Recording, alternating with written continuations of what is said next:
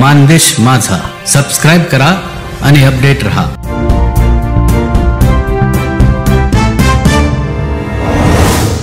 सिद्धनाथाच्या नावानं चांगभलच्या जयघोषात व सुमारे 5 लाख भाविकांच्या उपस्थितीत श्री सिद्धनाथ व माता जोगेश्वरी यांच्या रथावर गुलाल खोबऱ्याची उधळण करीत रथोत्सव मोठ्या उत्साहात पार पडला।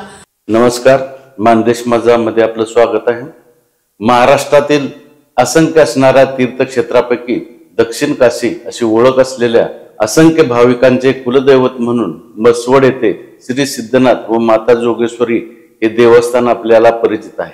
श्री सिद्धनाथ व माता जोगेश्वरी यांच्या शाही विवाहाचा सांगता सोहळा आज सोमवार 2 डिसेंबर 2024 रोजी देव दिवाळीच्या निमित्ताने संपन्न झाला। या दिवशी मंदिरातून माता जोगेश्वरी व श्री सिद्धनाथ यांच्या पंचधातूंच्या मूर्ती या रथांमध्ये ठेवून त्यांचा या मसवड नगरीला नगर प्रदक्षिणा काढून ही यात्रेची सांगता होत असते।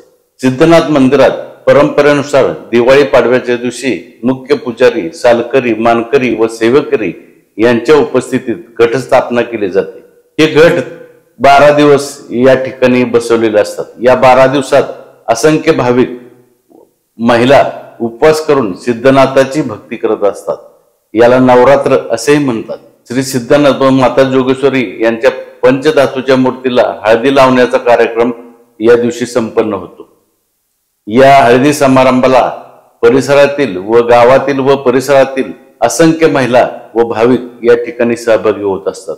ढोल, ताशा, सनई, चौघडा अशा मंगलमय सुरामध्ये हा हळदी समारंभ संपन्न होतो। दिवाळीच्या भाऊबीजेच्या दिवशी सायंकाळी श्रीची मिरवणूक काढली जाते। यावेळी फटाक्यांची आताशबाजी केली जाते।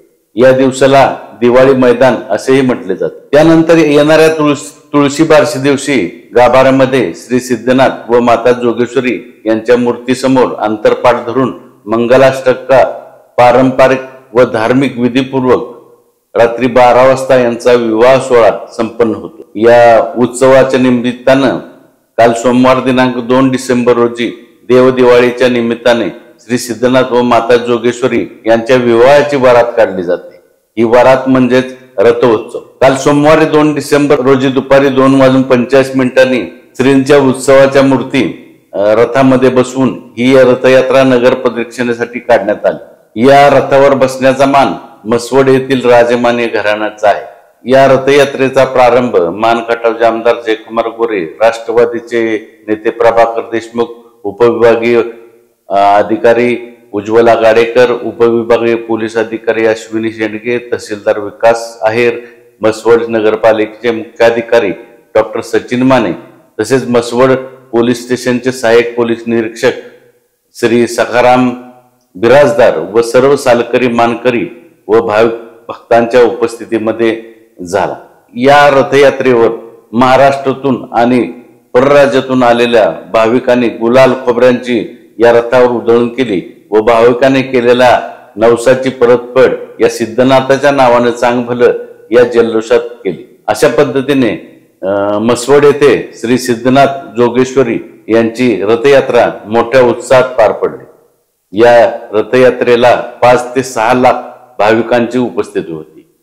मानदेश माझासाठी संपादक लिंगराज साखरे, उपसंपादक लालासाहेब दडस, प्रतिनिधी अभिजित अवघडे, दहिवडी। आपल्या भागातील नवनवीन बातम्या पाहण्यासाठी मानदेश माझा या YouTube चॅनलला सबस्क्राइब करा, लाईक करा, शेअर करा। धन्यवाद।